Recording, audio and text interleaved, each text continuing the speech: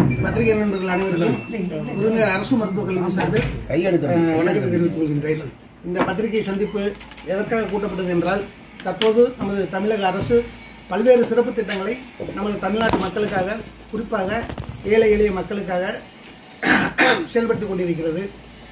நமது விருதுநகர் அரசு மருத்துவக் கல்லூரியில் தமிழக முதலமைச்சரின் சட்டமன்ற அறிவிப்புப்படி தாய்சேய் நலம் காப்போம், சீமான் சென்டர்ஸ், பாதம் காப்போம் மற்றும் படுக்கை புண், தீவிர தீக்காய சிகிச்சை பிரிவு, போதை மறுவாழ்வு பிரிவு, புற்றுநோய் கண்டறியும் பிரிவு, மாவட்ட ஆரம்ப இடையீட்டு மையம் என பல்வேறு சிறப்பு திட்டங்கள் நமது விருதுநகர் அரசு மருத்துவக் கல்லூரியில் செயல்பட்டுக் கொண்டிருக்கிறது.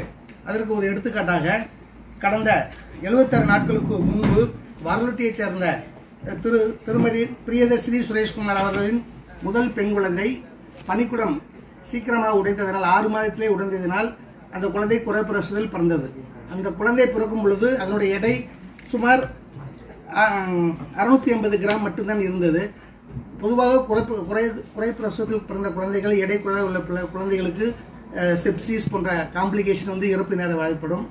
ஆனால் நமது விருதுநகர் மருத்துவக் கல்லூரியில் தீவிர பச்சிளம் குழந்தைகள் பாதுகாப்பு குழந்தைகள் மையம் செயல்பட்டு கொண்டு வருகிறது.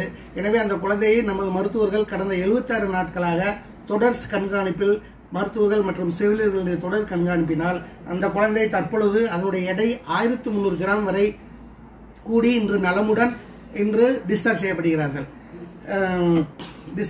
பொதுவாக தற்பொழுது நமது விருதுநகர் அரசு மருத்துவக் கல்லூரி நமது மாவட்டத்திற்கு ஒரு முக்கியமான ஒரு சென்டர், டெர்சரி ரெஃபரல் சென்டராக செயல்படுகிறது.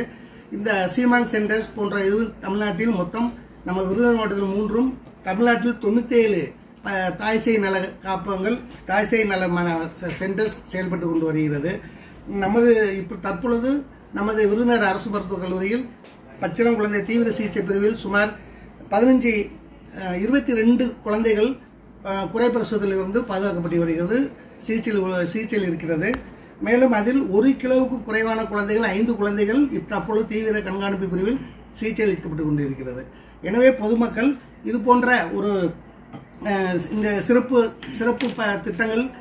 திட்டங்களை நமது விருதுநகர் அரசு மருத்துவக் கல்லூரியில் செயல்பட்டு வருகிறது என்பதை ஊடகங்கள் வாயிலாக பொதுமக்களுக்கு தெரிவித்துக் கொள்கின்றேன். நன்றி, வணக்கம்.